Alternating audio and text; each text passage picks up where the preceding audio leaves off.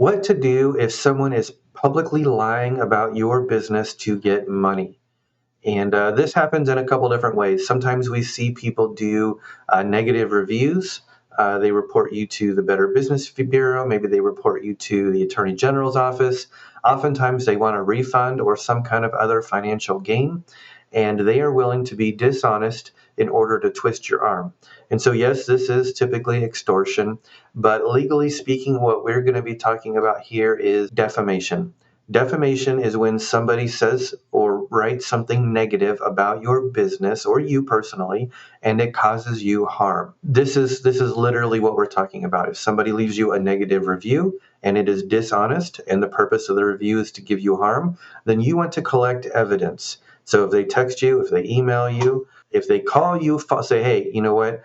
You email me what your proposal is. Get it in writing, because then you've got the opportunity to use this evidence to sue for defamation. It would be amazing if you could get something in writing saying, yeah, I know this isn't true, but this is what it's going to take for me to get a refund or get money from you.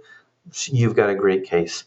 Typically, defamation cases are very, very hard to prove because people do in America do have a right to free speech. That does not mean they have a right to lie and cause other people harm. That is not one of the rights in America. But the courts are very careful about squashing free speech.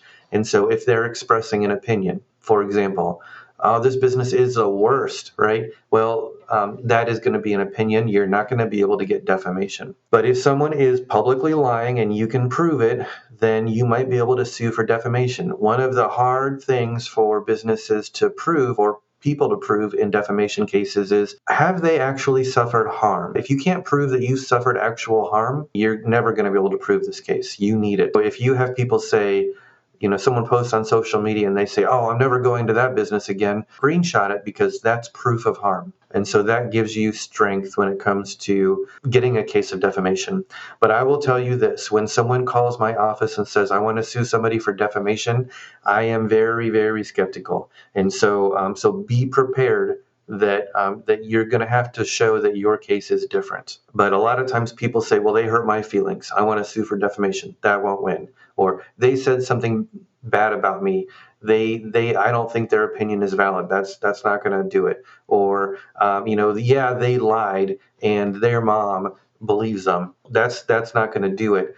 You need to actually show some kind of harm. Financial harm is really the best kind of harm to show. So what do? Get as much evidence that you can in writing, screenshots, whatever, and then you talk to an attorney. Hit the subscribe or follow button so that you get notified. We do this every 2 weeks on Friday. The end.